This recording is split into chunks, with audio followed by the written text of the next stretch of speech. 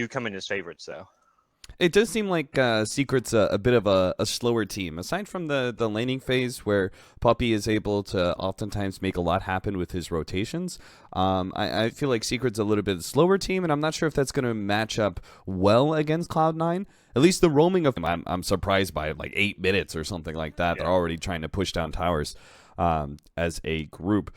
That being said, a lot of that was based around their draft, and we are going to see a part of that draft be taken away. Cloud9 are actually going to ban away the Lone Druid themselves. Yep. It's something that Liquid took advantage of. That the fact that Secret, if Puppy doesn't have like successful rotations early on and those lanes fall apart, they can be put under a lot of pressure. There was that 17-minute high ground push coming out from Liquid, largely due to their own strategy rather than necessarily taking advantage of too much Secret was doing. But that's a very similar playstyle to what Cloud9 do every game, not just like a one-off unique strategy. So Secret are going to have to learn a lot from that game one there, and we'll see what the draft's going to be. Now, Cap, new patch. Do we think we're going to see different picks and bans, or is it going to be a bit of the same for now? I mean, surely we are. It's not like it was a insignificant patch, right? It was decently big. I mean, we had a lot of talent tree changes. We also had Lycan being added to CM, and I think that is particularly important. Lycan was, I don't know about your pubs, Gods. What the hell do you do in your pubs, by the way, Gods? Mid-Chen, Dagon? What? Oh, no one, What are you doing to those 25% spell amp is the best shit ever. Like, no one expects it. A support 10 minutes in the game gets one shot. It's beautiful. It's so beautiful, Cap. There is no Lycan in Oz pubs. Like, no one knows what this hero does. It's funny because the hero is like one of the highest win rate. Well, it got somewhat nerfed, I think, was it in 7.01? Based on like some ridiculous win rate it had when the patch first hit. But no one plays in any of my pub games. It's just like it seems like you need to have like a Lycan specialist type player to use the hero.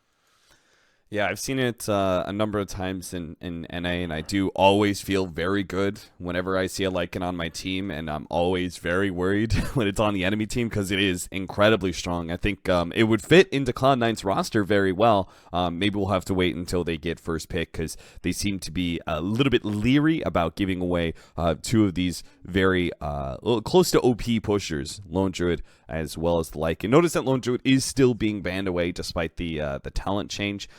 Let's be honest, he didn't receive a massive nerf. It was just really a bit of a tweak more than anything. Yeah, it was the Ice Frog. Let's touch him down a little bit and wait till the players figure out a way to beat him and nerf him. Because I feel like that happens a lot where these heroes that are super meta, really strong, Ice Frog doesn't want to over nerf them. Every now and then, like, he'll just completely shit on a hero.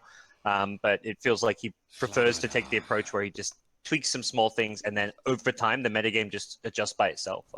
Players will figure out how to deal with Lone Druids, and the hero will slowly become less and less popular. Now, our bans may change, Guns, but our picks, or at least our first pick anyway, is not going to change. Team Secret opening with the first pick, Slardar. Yeah, this hero received the teeniest of nerfs. That stun duration, 1.6 to 1.5 at level 1. And then at level 4, it's like 2.5 to 2.25. So it's really a very small nerf to Slaughter. This hero is still going to do everything it used to do. All right, so what is that? I have the changelog because I was reading it last night before I went to bed, and then I realized like I'm just not going to absorb enough of this. But I know Rubik did not get a nerf. In fact, he got 10 damage buff at level.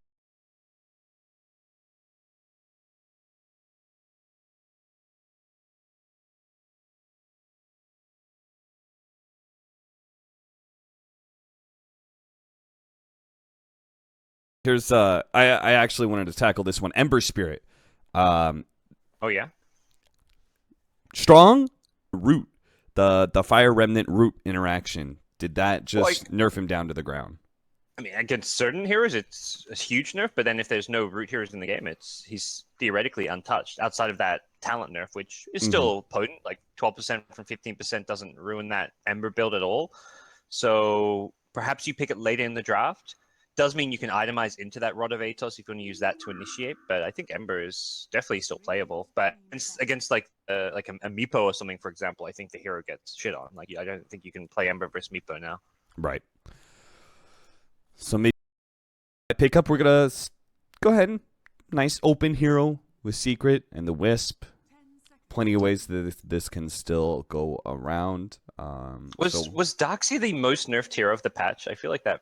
I'm curious who was the most nerfed hero of the patch. Yeah, it might be Darkseer. For some reason, poor old Darkseer just got destroyed. Yeah, I think so. I think I remember scrolling through and being like, damn, like Darkseer just like that mana cost is so big because it's an extra 16 mana in the beginning of the game. You know, when you start off, you double Ion Shell. It's 30 mana extra for one Ion Shell, but you're always going to double it when you go in that creep wave. And that means you can be all the more punished if you actually get successfully zoned out in that first wave and don't get your level 2. Maybe you have to jungle and do those sort of things. Like, everything is going to be, I guess, have a lot more variance to Darkseer. You could still be very successful, I think, if you get that.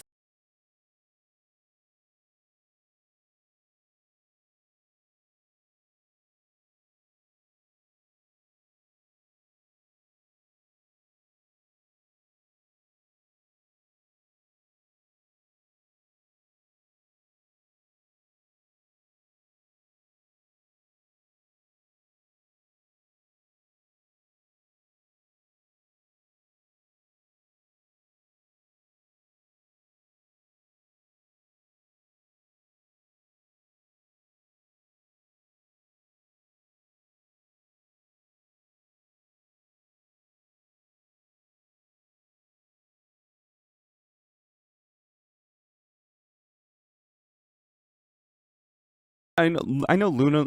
All right, so Enigma going to be banned away by Cloud9, it seems. Not trying to pick it up for themselves. Lifestealer, the Lifestealer bomb. We are going to still have Darkseer take to tip their hand a little bit first with this core pick. So we'll see what that's going to be. And Secret, of course, can run the slider in an offlane role, but it does give them that flexibility. And they will go for the...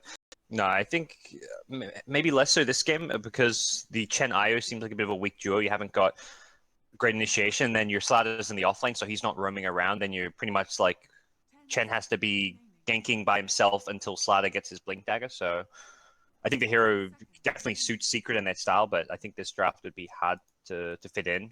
And they also want to leave that Slider open to run perhaps as a support or core, but they get Invoker, so get mid one onto one of his better heroes, and this will be their first kind of real showing as far as their draft now, giving Cloud9 the option to make sure they get a somewhat favorable matchup for Baby Knight. Yeah, if we go back a little bit to when Luna was picked up a lot more prominently, it seemed like one of the most important things you could do is get yourself a heavy amount of burst damage to be able to blow up the Luna when you did make that initiation and make sure she doesn't start getting eclipse damage out, or it was to make sure that you had a long-range physical damage dealer, such as the lone druids, the snipers that started picking up, for you to be able to focus down the Luna whenever she did try and start moving forward. Because that was the one downside, right? Is Luna amazing at being able to push these towers and everything, but you do have low range, even with that Dragon Lance, and are susceptible to that constant harassment of damage. So I like the fact that Team Secret have picked up a big damage dealer, now also going to be able to pick up a long-range physical damage dealer as well. But picking it into the PA gods, it seems a little bit rough. Yeah, it's kind of saying they're not afraid of it. The PA pick in itself was interesting because it immediately tips towards the mid PA with the Luna being in there. So they want the PA versus Invoker matchup, but I feel like this is actually, the Drow pick works fine against the PA here because they have, I mean, you can gust it back, you've got the Sunstrike, Invoker has enough burst damage that PA can't really play too aggressively until we see it.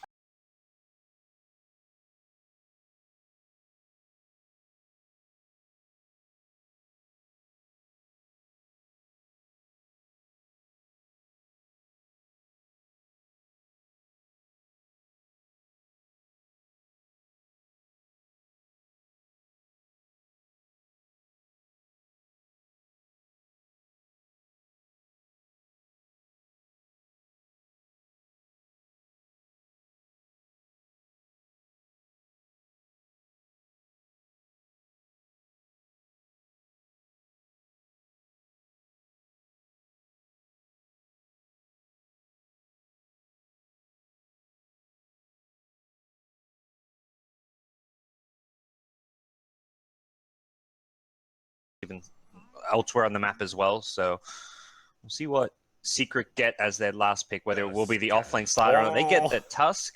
Did this year get changed? I did not read that far along. 35%. experience. What? 35% experience gain at level 10. 35%? Yeah, dude, What? it's something crazy. I was kind of like I looked at that and I was like, I think Tusk is back. And then I think Zai said something about it on Twitter as well. He's like, Tusk pickers, come on out.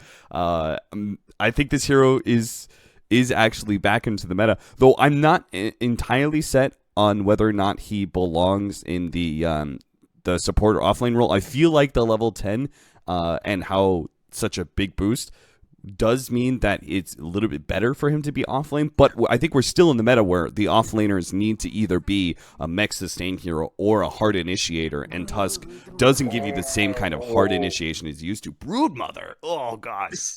This was one of their old school picks. The old Imperial team used to bust out the Brood and do some really cheesy strats with it. They would run it in the mid lane primarily for Baby Knight. This game, I don't know if that's going to be the case. If they want to do that, it have to be some really awkward lane. Like maybe they go aggro lane with the Luna and do like a safe lane PA. Even that in itself sounds weird because Brood, they used to pick Brood against heroes like Invoker. Back when everyone's running like the Invoker mids every single game, the old patch Invoker was probably like the top mid hero. They would Brood it. But the fact they picked the PA makes me wonder like who is going where. Baby Knight can play this hero. I've seen Ace play the Brood in the safe lane, and I've even seen Hesijo play it. All three Cloud9 players can play Brood. Yeah, disgusting Brood pickers. The lot of them. Broodmother did get some decent buffs here. 25% experience gain as opposed to 15%, and it was at level 10. And then the other level 10 talent is actually plus 60 spawn spiderling damage, which is also a significant. Nice. Yeah, it's a significant buff to that nuke. You have some 15 and 20 talent changes as well, but I think we're in the same kind of conversation as we were with the Chen. When you're talking about this here, you're more talking about matchups as well as early game and how you can be able to snowball. Nobody likes to see a Broodmother shut down in the beginning, so it's all about that early mid game. All right. It's looking like it's going to be the mid Brood. And you look at it, it's like, which heroes can deal with Brood? None of them. So, I mean, best case scenario for Secret, I feel like, is the Brood going to the offlane and they just do their best with sentries and have, like, Puppey just camping around with sentries trying to punish the Brood level 1. But a mid Brood, you can't shut down. Mid Brood is going to have his way over that lane regardless. Puppey is going to be on the Tusk, so we're going to see a nice little roaming Tusk with the Slardar. This actually promotes a lot of duo aggression. One of the unique things about Tusk is that any of the gap closers, Clockwork, Slardar, any of those, Centaur is another good example, any of those heroes get a huge buff just being around the Tuskar, because you have that snowball to be able to close the gap. You also have ice shards to make sure the enemy hero is isolated and separated and can't move back farther, so you're guaranteed to land that stun. It just allows this duo, they're particularly potent at being able to get some of those squishier damage dealers in the back lines, and at least that's what we're hoping for Secret when it comes to dealing with the Luna, being able to get on top of her, deal quick damage, and make sure that Eclipse does not go off.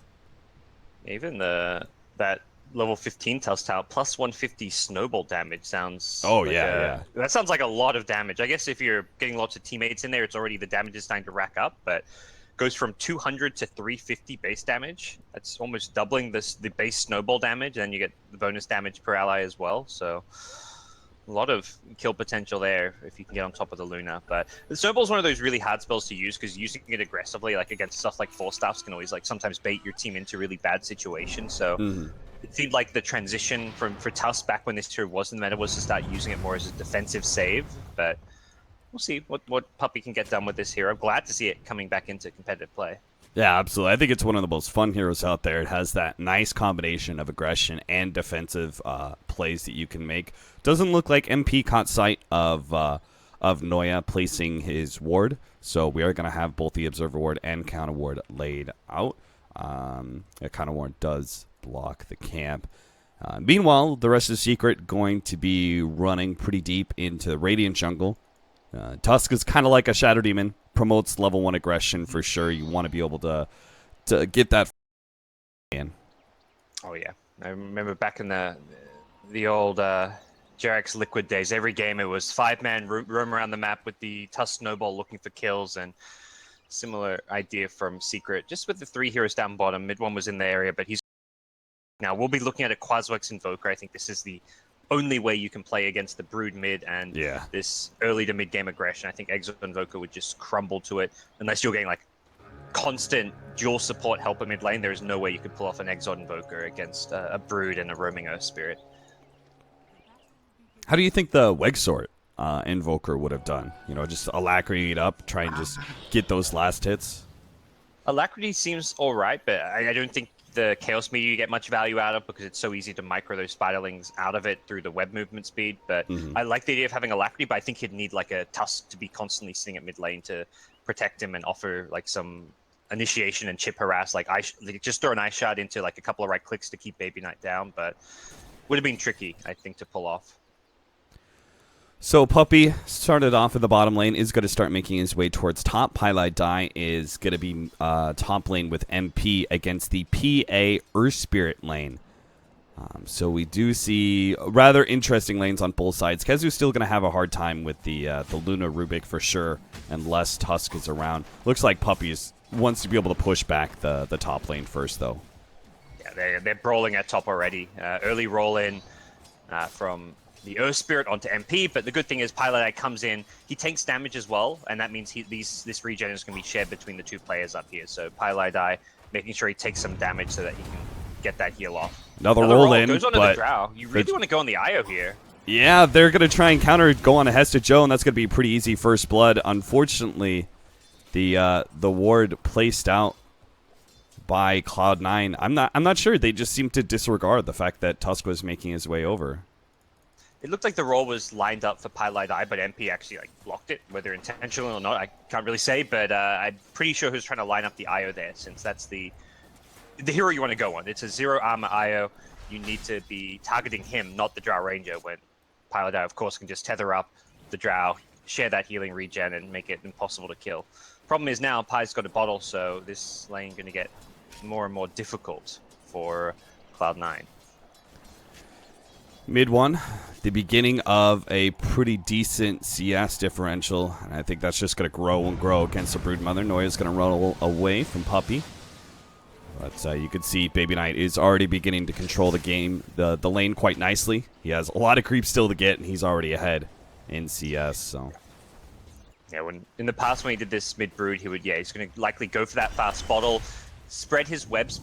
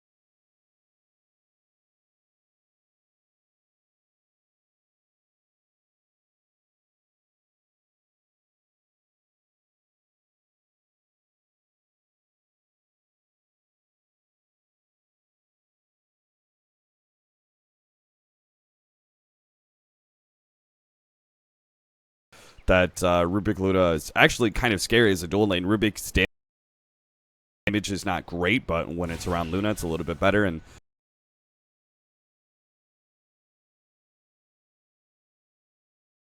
honestly, it's just the fact that Luna has this constant Lucent beam that can lay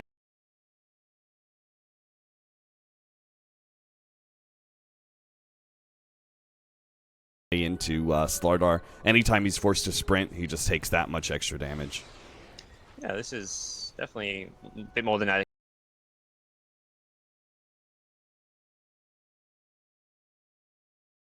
expect a slider to get against this type of a dual lane, but that's where the attention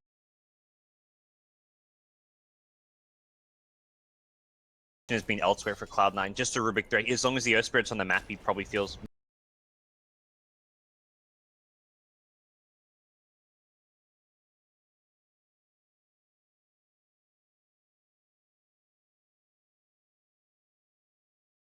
more confident that he can push up. Often if Earth Spirit's missing, you're perhaps playing more defensively, even when he may be in the top lane. So Earth Spirit spent a lot of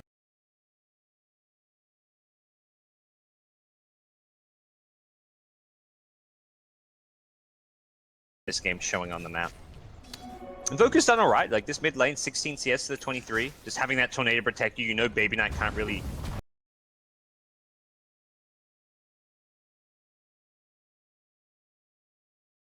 dive you, but with the Earth Spirit maybe he can. Oh, but there is going to be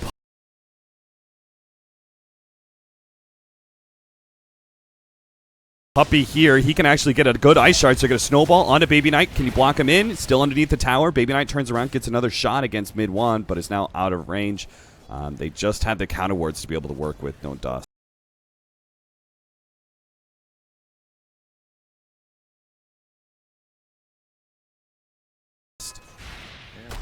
Snowballed through a lot of those Spiderlings too. Baby Knight had like a decent size Spiderling army, and it looked like through the Tornado and that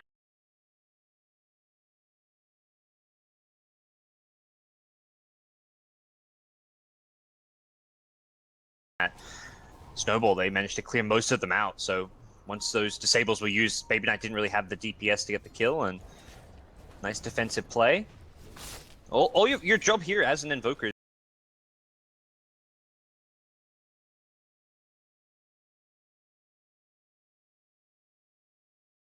is pretty much just to stay alive, get your levels, and hold on to your tower, which is, if you're running this Brood mid,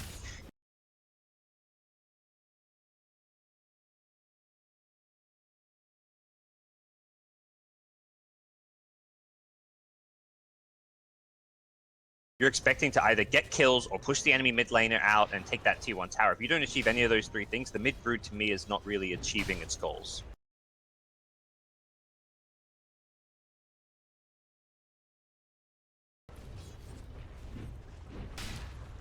Puppey's had a pretty good read of what to do so far. He may have started off in the off lane, but he countered their aggression at top. Now he just is in the right position as they try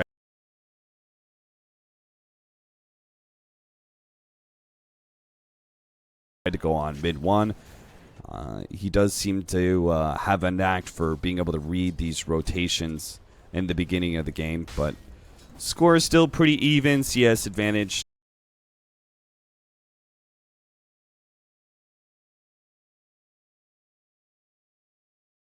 To Cloud9, big part because of Baby Knight in mid, but also the Luna topping out in CS due to MP.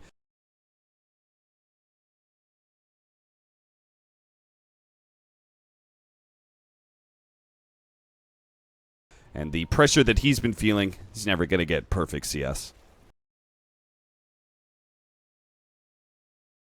So Cloud9 snowball off the kills. The Earth Spirit, the Brood haven't been able to dominate their lanes perhaps as hard as they would have hoped to.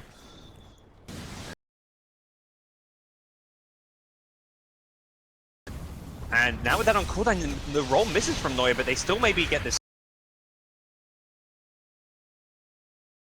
On Invoker, Puppey, little he could do about that one. He wasn't close enough, had to snowball in, which means couldn't really use a defensive snowball to save the Invoker.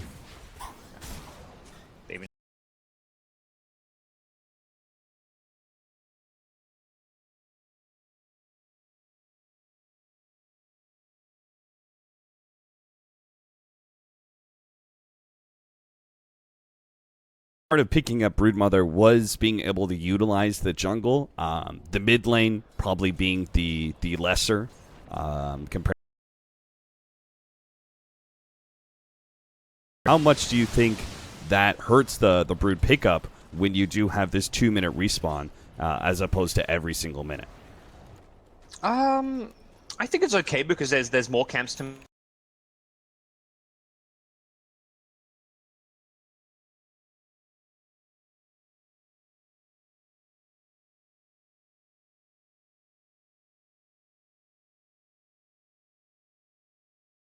your jungle as well as the enemy jungle. You can farm Ancients very easily through the Insatiable Hunger ultimate. So, if anything, the new jungle, in some ways, to me, seems maybe even slightly better for a Brood. If you can use all the camps and just time your rotation, like your farming pattern, so that you farm up like the whole jungle camps and you're back in lane applying pressure. You just have to rotate between the two a bit more, perhaps. Yeah.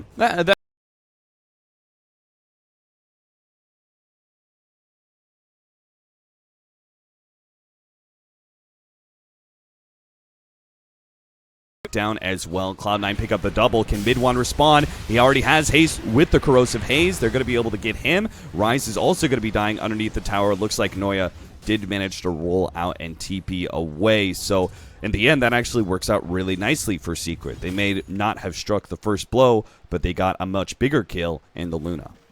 Yeah, the Luna gets the double kill, and it does give Baby Knight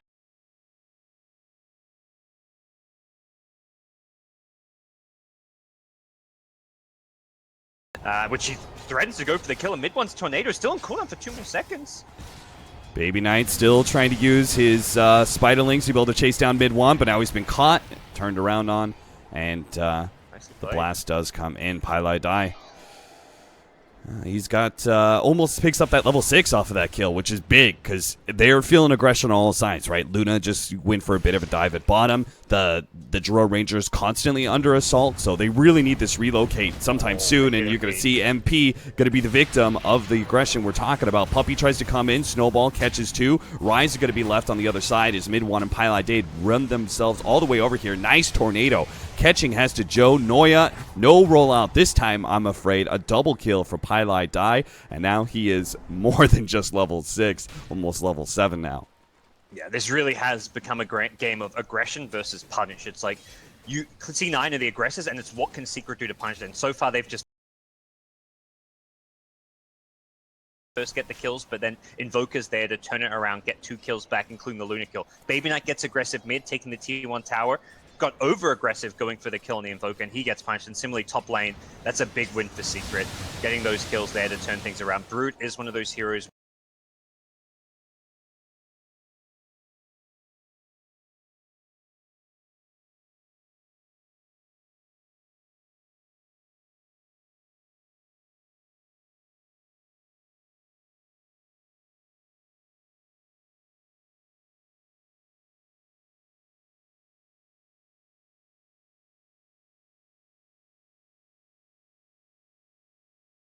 But he's also died a couple times.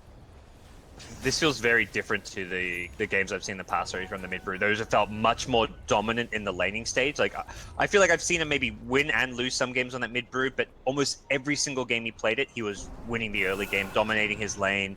And if he did rotate, like, or found like a good rune to rotate with, he'd be successful with it. This is, to me, the least successful start I've seen to his Brood Mother. Like, whether or not he can transition out of this into a better mid game, we'll have to wait and see.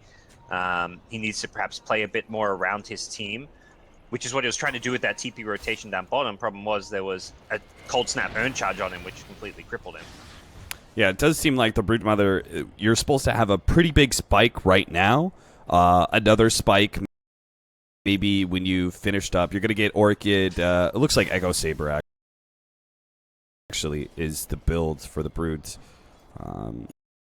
I've seen Brood's Echo Sabers because we haven't seen a whole lot of 7.0 Brood Mother, but maybe this is where you usually hit your next power spike, like the really big one with the BKB, and then you start very rapidly dropping off. You're a decent hero to latch onto somebody, and with that lifesteal and with that incapacitating bite, neutralize them in a fight, but for the most part, you're supposed to be your most dominant in the first 20 minutes and maybe 25. I think he has to go straight into the BKB after this Echo Saber just because of the Quaswex Invoker. Yeah. SJO scouts this ward up, but a fast reaction from Kezu. It's a 2-man crush, but fighting by that shrine, not of interest for Secret. But yeah, the Invoker has really been not like a counterpick to the Brood. If anything, the Brood beats the Invoker, but the way it's played out in the mid game with the Quaswex, the Tornado, the Cold Snap, the Urn Charge to go with that Cold Snap, it's been a Invoker-favored matchup this game. Ace is not going to dare to try and get the last hit on that tower. Tried to do it with the Helmet Dominator creep, but honestly, it's because of the relocate. they're creating space for Cloud9 for each other. Yes, they did it in the laning phase somewhat successfully with Baby9 able to take that tier 1, but they can't actually do much more because of the relocate and the way it's up now for Pilot Eyes. So I think they're going to have to do a little bit more grouping up. I'm not sure what they're waiting on for Ace, because honestly, he's got his level 2 Eclipse. He's got the basic stat items I think you would need on the Luna. I'm surprised they're just not running up at top lane. Let's see what the PA doesn't have anything item-wise. Is getting closer to a Desolator. That's perhaps one of the main items. I mean, that really is that and the Echo Saber, which is now complete back in Baby Knight's stash. Those are the 2 items that they're lacking. Because yeah, Luna, as you said, is kind of where she wants to be. So I don't think C9 can just sit back and play a farming game. They're not going to scale very well against this Secret draft. Secret with the Slaughter amping up all their physical damage, the control of the Invoker. Their lineup's just going to be much scarier in the late game and even this mid game point. If Secret is smoked up getting the jump with the Blink Crush from Slaughter, they have a big edge in these team fights. Secret, they know what's coming on. They know Cloud9 are going to go for that push, so they're already rotating down to bottom lane, see if they can make some trade-offs here, because trade-offs are, well, worth it for Secret.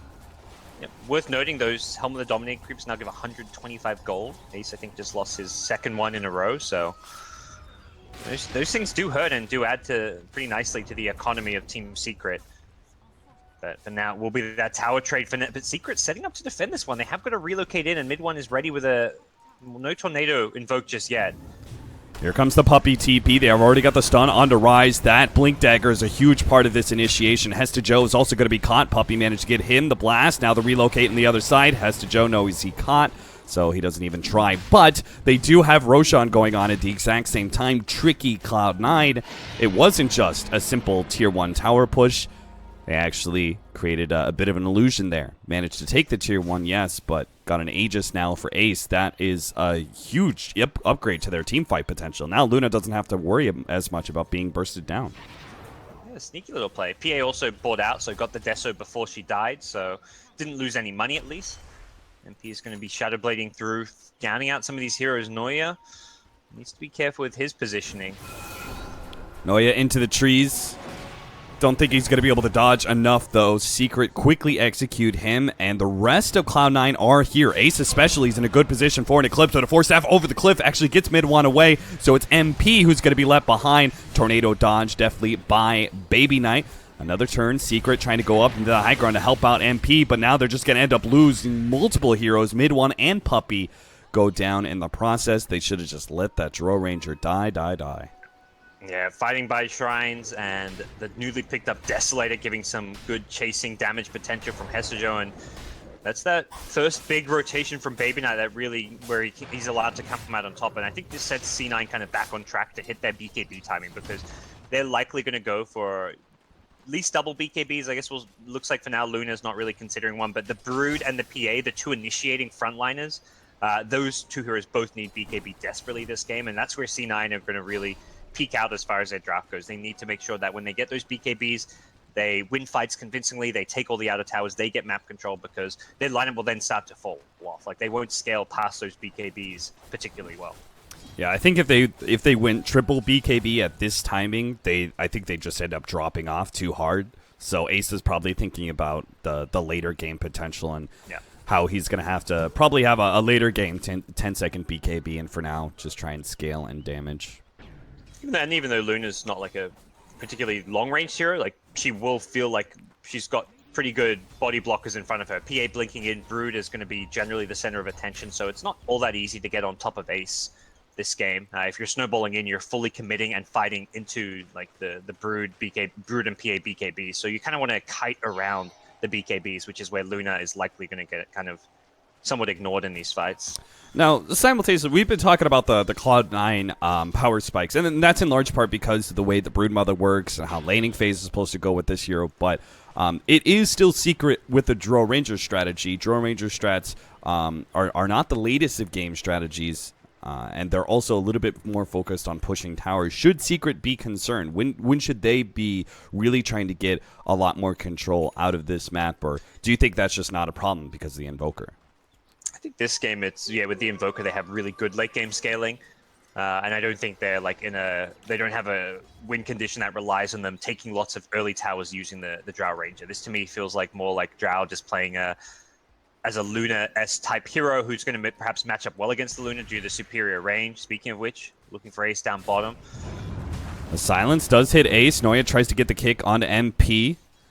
Kezu, oh man, Secret. They just didn't pull the trigger fast enough. They are still going to be able to pick up Noya, but Ace is going to try and go in with the Eclipse. He gets stunned up, but Kezu may have committed too much. He ends up going down. The nukes come in. An EMP locked in. Ace is not going to be able to get away from that one. Is going to have to burn out his Aegis. Hester Joe almost finishes off MP, but he managed to get away with the invis. Ace keeps on going. Will finally get down. Puppy looks like he's going to die to Hester Joe, but it wasn't quite the team fight C9 really hoping for. Do they know the IO's coming back? Yeah, they'll scout Yeah, it. they It's know. like they're pinging it. They'll see that and they'll get the +1, it looks like. Good team fight. It was the Aegis to make sure they win that fight, but they're doing this without having to use their BKB on Brood. They haven't got the BKB on PA, so being able to win fights like this just with an Aegis and no BKB is very important for them.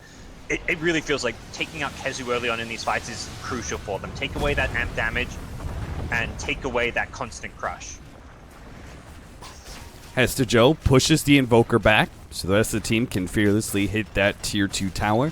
What C9 are a little bit lacking is initiation. They've had the Earth Spirit roll in for the early laning phase, but they could really use something a bit better for Hester Joe to be able to combo up with, because he's not going to have a Basher anytime soon. He's working on the BKB, as we talked about, so...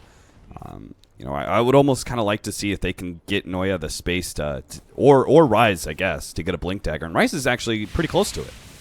Yep. Yeah, I'd agree on that. That fight partly went as well as it did because Secret engaged onto them, and the Luna gets off an Eclipse. Like, I feel like Luna getting that good an Eclipse shouldn't really happen considering their lack of initiation, but it was Secret who basically set Ace up to get such a good Eclipse in that fight by engaging into him without a creep wave, and his Eclipse just fully blew up Kezu. Like, that in itself wins C9 the fight. Hester Joe realizes Secret have been peeking on him. They had the successful scan. They know about this one. They're kind of baiting out Hester Joe. They have the 2 supports. Hester Joe is able to get out of the EMP with a nice Phantom Strike. Baby Knight now comes forward with the BKB just in front of the Tornado. Is going to be able to lock down the Invoker and catch Puppy as well. A kick comes out. 5 seconds until Pylai Dai can relocate. MP back out. It's going to be close. Now, MP, he goes down. No tether from Pylai Dai. Heads back to bottom lane.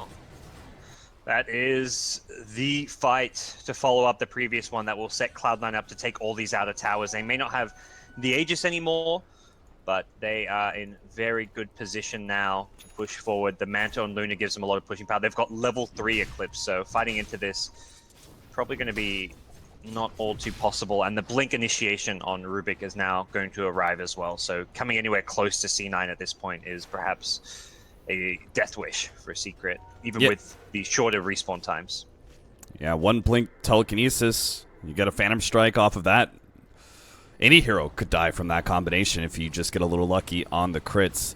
Hester Joe is going to head out to bottom lane. They know Secret aren't going to contest, right? So better to try and hunt into your own jungle, see if you can find somebody. Couldn't kill Pylai Dai, but you can also push out the lane. Part of the problem is, I don't know if he's noticed the Silver Edge complete on MP, so he is still susceptible to this ganking power before he has BKB. The Silver Edge is going to wear off, luckily, and it looks like he seems aware of potential presence down in this bottom lane. The Radiant Observer Orb was there, so that spotted Kezu moving down, and he won't be going down, at least not right now, so... Yeah, gets himself out of there. Pi actually has a Vanguard working on a Crimson Guard, which helps keep him alive and will help his team out a lot against what is some pretty strong right-clickers in both Brood, PA, and even the Luna with the Bouncing Glaives later on. So I like the item pickup. Puppy's gone for a Midas, which is the best item to take advantage of this 35% XP gain. Yeah. I think Tuss used to quite often go Midas too, because it was like either that or like you rush a Blink Dagger or something. There weren't too many items you needed as a Tuss. The Blink Snowball save was definitely nice. But it looks like Puppy just wants that fast Midas XP growth. Yeah, especially since we talked about how the 15 talent is a pretty good upgrade as well, the plus 150 snowball damage, so you actually have 2 pretty big nukes. I think that was the problem with Tusk as a support before, is that he had this really unique mechanisms to him, but what he lacked was damage. And when you have all this team fight potential going on right now, you do kind of need some hefty damage coming out from your supports. In classic C9 fashion, all outer towers down, pre-25 minutes. Now they can take the shrines. Perhaps slightly slower on the Death Bolt than other times. They're going to find a pick off bottom. That's a slaughter down with that. They could theoretically threaten high ground. You take out the initiation. I mean, Secret can still delay the high ground push just using the Invoker, so I imagine Secret could buy time without losing racks, unless someone else gets picked off, but it does put you in a somewhat vulnerable position now, and it looks like they are ignoring the shrines. They're vulnerable, but they are... Oh, no, tier 3, remember? It's you have to... No, you can also do it by killing the tier 2s. Oh, really? Oh, okay. I think it's like an either-or scenario. I'm not 100% sure on that one, though. I wanted to kind of get into the mind of Icestrong. Like, what do you think that is? You think it's he didn't like the idea of like right. these teams? Yeah. Yeah, it says rather than after all tier 2 towers die. Yeah, so you're right. They aren't vulnerable yet until the tier 3 goes down. So this, I think in some ways the systematic, we take this tier 2, then this tier 2, then this tier. I think it was rather boring to watch, and it became this pattern that the defending team, it was just like they happened the same thing. It was like 5-man, okay, 5-man for the tier 2s. The enemy team would always get tier 2s in response because they would see, okay, they're 5-manning for this. We're just going to 5-man on the other side, try and pick up whatever we can, essentially, and they'd get a number of objectives. Now with this tier 3 being the way to unlock, it means that you can go for these faster style pushes, be able to try and go high ground, take a quick tier 3 tower, and then from there be able to take down those ever-present shrines, which I think are in many ways more important than tier 1 towers. Yeah, so it forces teams to actually go for a more dangerous, risky high ground push, but rewards them. Whereas in the past, pushing out of towers, pretty low risk, especially with an Aegis. But even with an Aegis, pushing high ground, very, very dangerous. You're fighting into shrines, you're fighting into a high ground advantage, potential ways to pull you into the enemy base. So it does make the game reward kind of aggressive pushing play a lot more. Yeah, we're going to have less of those, like, oh, we got all your tier 2s and your shrines, we have this big gold advantage, but we're also just going to sit on it because we have shit tons of map control. We saw games like that. I mean, that was the C9 Alliance series where C9 took all the outer towers and shrines and then just waited second Roche, third Roche, fourth Roche. I mean, part of that was like how hard it was to break the high ground, but it's one of those things where it's like you want to, like, because of that, like, let teams be rewarded for taking high ground, and also give the team who's lost their outer towers perhaps access to those shrines still, because you want to make it so there's a way for them to contest those Roches. The Sunstrike was in the right spot for most Roche contestants, but if it had actually been on Roshan itself, they would have noticed Roshan was lacking a little bit of HP, and maybe they would have gotten that tip to head towards that Roshan pit. Though I'm not sure. Do you think they could contest? Yeah. No, I don't think so at all. Not into the BKBs. Vision-wise, they're also lacking. They don't have good scouting potential, and I think this slider will melt too fast when he blinks in for a crush. Kezu looking to work in a BKB of his own. It seems like a necessary item for him. Bottom lane not being defended for now, but this two-man rotation, Noya and Rise trying to find a pick-off with the Magnetize, I imagine, and they see MP. There's the Magnetize. It's going to be a relocate out from Pi. Yeah, he saved them just in time. That's a cool idea. You show 3 heroes mid, and it's your 3 cores. There's no way MP thinks a gank's coming his way. It's 2 supports, and then a TP onto the shrine from Baby Knight. Really cool gank from C9, but Pi is in the right place to protect his carry, gets MP out of there. That could have been a game-winning pick-off if C9 had gotten the Draw Ranger without a buyback.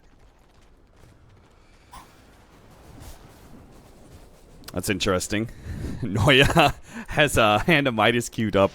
He's prepared for a long game here. If they actually fail to get this Aegis push into the tier 3 tower, and they fail to get a lane of racks, he's prepared that C9 may have to go another. We've controlled the map and everything, but we can't seem to end the game.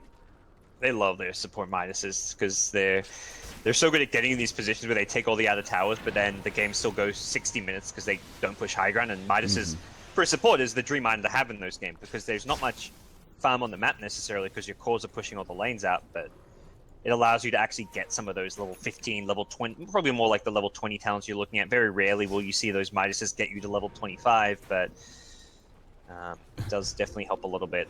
Rise, he's been hit by the Ghost Walk. He knows Invoker is here, but this is straight into an Eclipse. Ace was right there, managed to almost blow up MP. They need a little bit more, and they will have it too. Oh, the Invis, get out. No, he's not going to be able to make it out. Pylai is going to be able to get the relocate back on the Invoker. That was a sick last-second tether relocate out. They couldn't find Pi. He juked through the trees really nicely there, and that is important that he survives. That would have been a mid-1 buyback if he had gone down. Problem is, Drow does not have buyback, so this is still a 5v4 scenario. Ace has a Butterfly and BKB. Holy crap, this guy is some ridiculously farm. I don't know how you defend against this Luna. It's going to be tough. He has earned charges to put him right back to full HP. The tier 3 is down. Shrine's unlocked, but with Luna, you just want to go straight for that lane of Raxes, and Secret are probably going to have to give it up. Look at poor Puppy, thousands of leagues away and still taking all that bouncing glaive damage. So that will be one. Yeah. It's like you're in fog. Like, how do those glaives hit you when the enemy team can't even see you? And sure enough, they still follow. So deep in the base, and yeah, now they go for the shrines with the respawn of the Drow Ranger. Bye-bye shrines. Hello map control for Cloud9. Like, oh, it's just like old times. They took a lane of Rax this time around by 30 minutes, and now they've got all that map control that they wanted. They can chill out if they need to, but they still have that Aegis to work with on Hester Joe. Yep.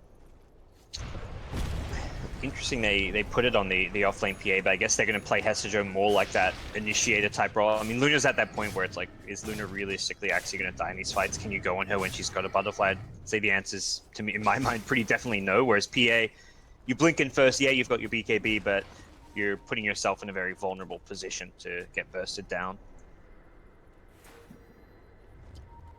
All right, Secret, how are you going to do this? Apparently it's a two-man smoke wrap around here. Their two initiators are going to try and find an opening. Now, if they can blow up the Luna, it's great, but they're going to try and take out the supports first. They managed to get a crush and Ice Shards onto 2, but they've already lost Pylai in the back lines. Kezu is going to go down. Cloud9 were able to respond with those two supports and stay alive. MP bounces back, but they need to start throwing out those buybacks because this second lane of Rax is in danger. Ace is forced back. Snowball into him, but they really just can't get the damage out onto him. Another snowball hit from Puppy, but the rest of Secret cannot follow up that damage. They're missing 3 heroes without buyback, and honestly, gods, this is looking like the end for Secret in game number 1. Cloud9 are just running over this team.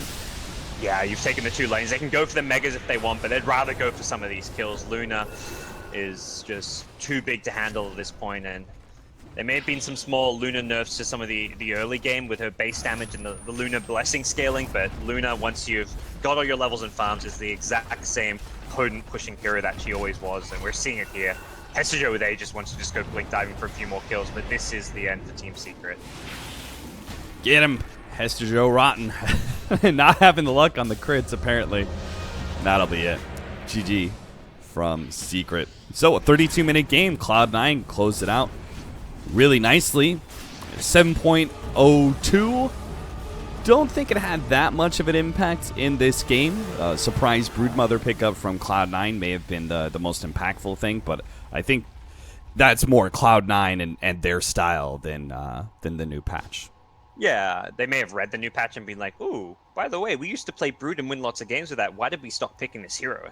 Against Invoker, it was one of their go-tos. So, yeah, the hero is not quite the offlane mess that once was, but nothing's changed from the hero since when the Imperial days when they were running at mid against Invoker. It puts mid 1 on a Quaswex Invoker, which I don't necessarily think was the plan until the Broodmother pick came up.